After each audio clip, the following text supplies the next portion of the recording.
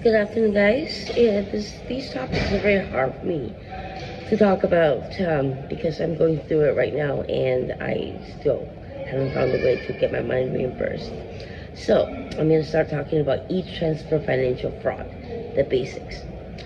E-transfer financial fraud occurs when someone uses deception to steal money through the electronic funds transfer system, such as using your Interac Etransfer. Common types include phishing scams. Fake emails or text messages trick you into revealing banking credentials. Account takeover, which is a fraudster gains access to your email or bank account and sends and intercept transfers, which is what's happening to me. Autodeposit fraud, that's easy. Impersonation scams, also happening to me. Someone pretends to be a friend and steal your ID, a family member, a joint account holder, forged documents for the banks, and the likes. Marketplace scams. Fraudulent buyers or sellers using e-transfer during online transaction, and this includes cryptocurrency as well. Fake deposit notifications, which of course is what I got, is somebody actually forged a check and deposited it into my account to incriminate me. While the check was clear, they were able to withdraw the money from the check, therefore causing me to need to be able to pay the forged check. And I luckily found it right away, and I was able to inform the bank and to reverse transaction. So, a victim receives a forged email claiming money was sent when no transfer was occurred. In Canada, e-transfers fraud can lead to criminal charges such as fraud, identity theft, unauthorized use of computer system, possession of property obtained by crime. Depending on the circumstances, the interception of communication, there's voyeurism, there is cyber attack. It's a lot. I can talk about a lot about that. If an e-transfer was sent to a bank account that was fraudulently opened in your name, which is what happened to me as well, somebody opened it with a joint account with my ID.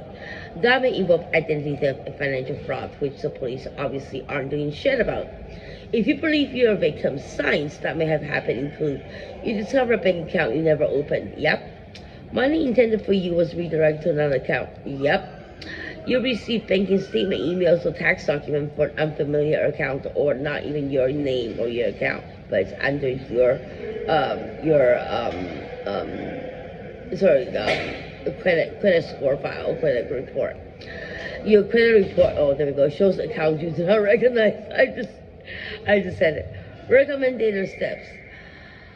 Whether they're useful or not, I don't know. Contact the financial institution where the fraudulent account was opened and report identity theft immediately. I did that, and since August of 2025, nothing was done with RBC.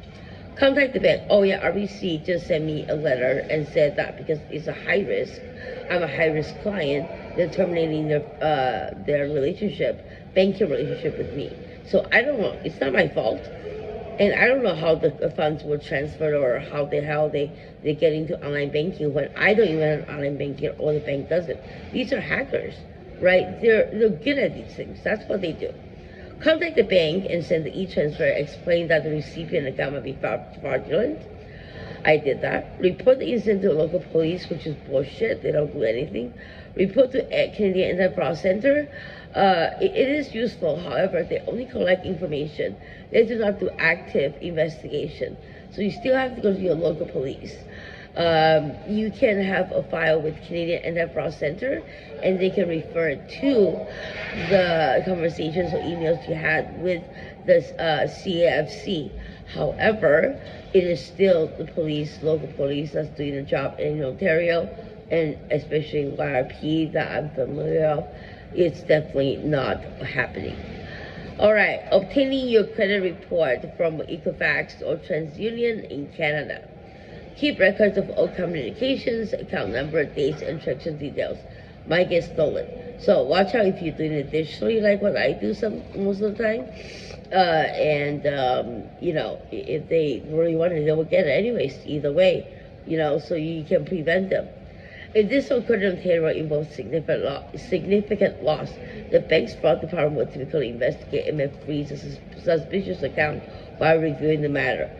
Well, that didn't happen to me since August 2025 with RBC, so I don't know what is going on. But anyways, thank you for listening to this, and more to come.